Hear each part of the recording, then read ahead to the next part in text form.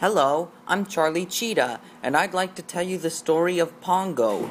He's a Dalmatian, a stylish dog with spots, just like a cheetah, but a cheetah is a cat, not a dog. Now, Pongo lives in London with his master Roger, a clever fellow who writes songs all day long. That gets rather dull after a while, but at least the two take a walk in the park every day. It was in the park, in fact, that Pongo spotted his perfect mate, Perdita, a beautiful lady Dalmatian. Her owner was a lovely young woman named Anita, but Roger didn't even notice her. Pongo couldn't let this chance go by. Pulling at his leash, the dog raced in front of Anita.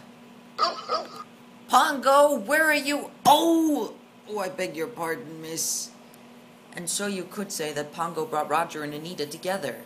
Soon they were husband and wife. Perdita and Pongo couldn't have been happier. And neither could me and my girlfriend, Tina Cheetah. After that, life was far from dull.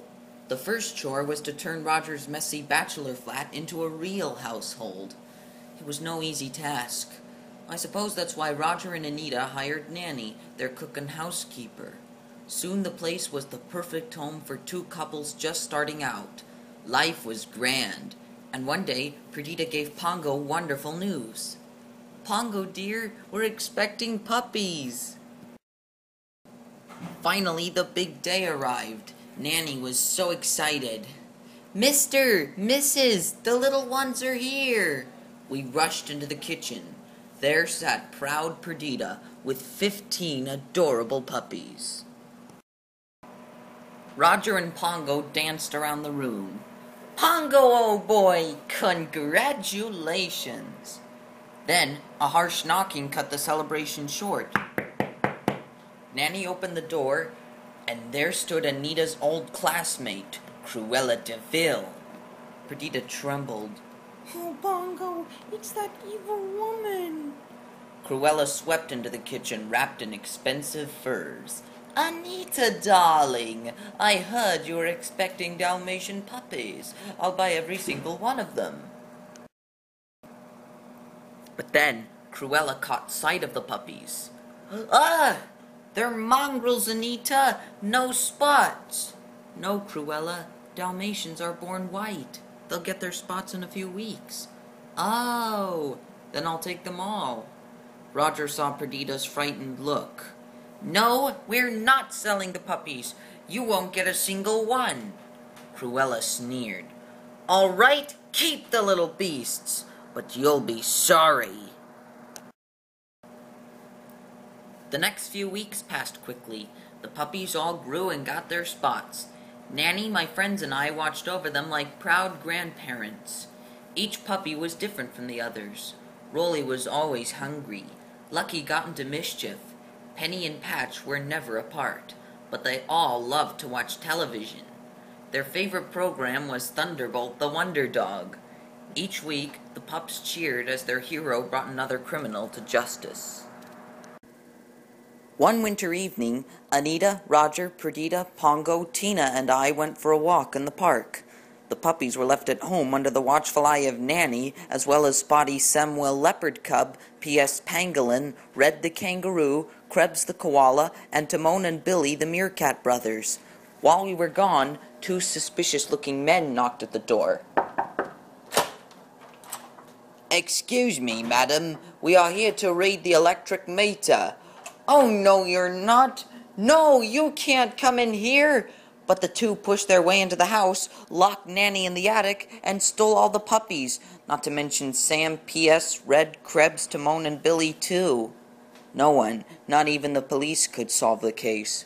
Perdita, Pongo, Tina, and I were beside ourselves with grief. "I'm afraid it's up to us now. We'll use the twilight bark to alert all the dogs in London and in the villages nearby."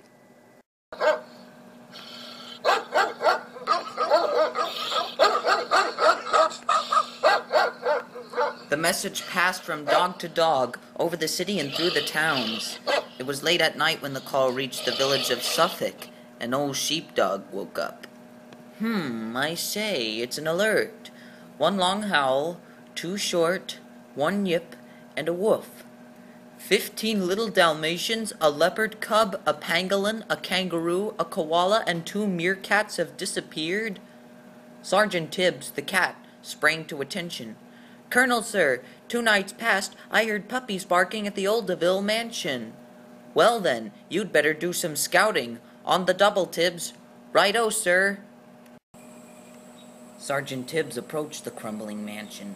Cautiously, he peeked through a dusty window. "I was right, Dalmatian puppies.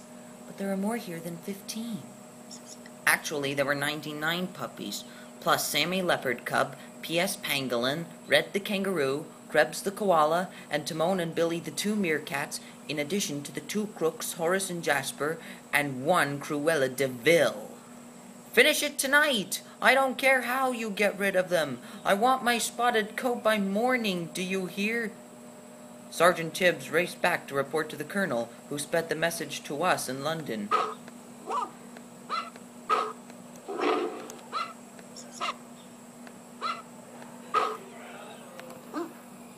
"Purdy, they have found the puppies at the old DeVille mansion in Suffolk. And I bet they found Sam, Krebs, Red, P.S., Timon, and Billy as well, Tina. But it's so far, boys, and it's beginning to snow. We must leave right now." Meanwhile, Sergeant Tibbs returned to the DeVille mansion. Luckily, Horace and Jasper were too busy watching television to notice. "Psst, puppies. Come with me if you want to save your skins." One by one, the puppies, along with Timon, Billy, and Sam, crept through a hole in the wall. Krebs and P.S. climbed on Red's back, and the kangaroo jumped through an open window. Tibbs was boosting the last pups out when the crooks spotted them. "They're getting away, Horace!" At that moment, Perdita, Pongo, Tina, and I burst into the house. Snarling and snapping,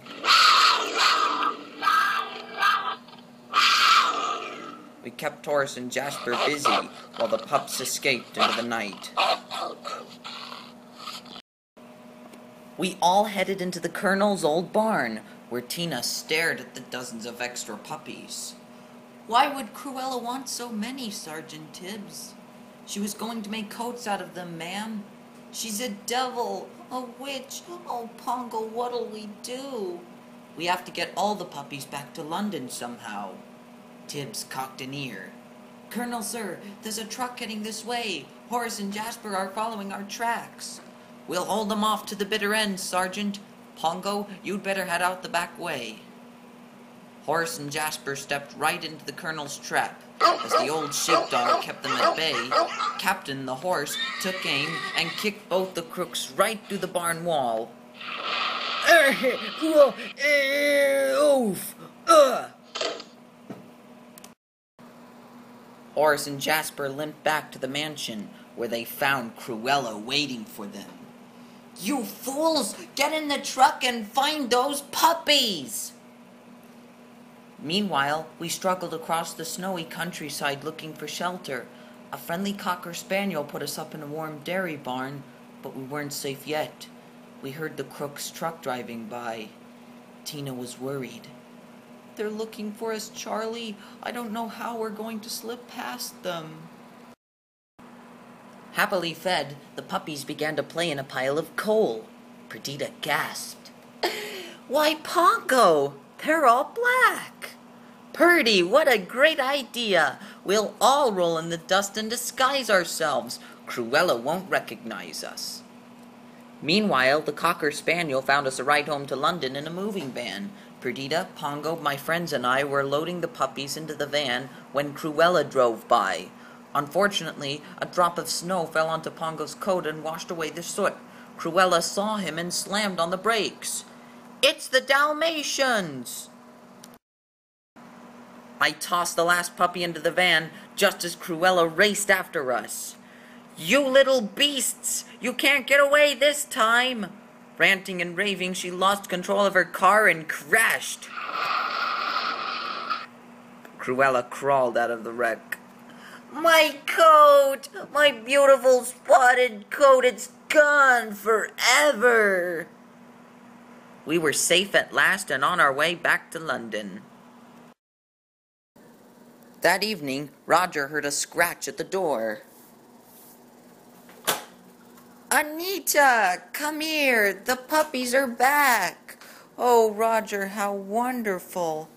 But there are so many. What will we do with them all? We'll keep them. Roger was so happy, he sat down at his piano to compose a song. Let's see, 99 puppies at Pongo and Perdita, and that makes 101 Dalmatians. Just think, Anita, we'll buy a big place in the country and start a Dalmatian plantation. And that's exactly what the Radcliffe family and the Dalmatians did.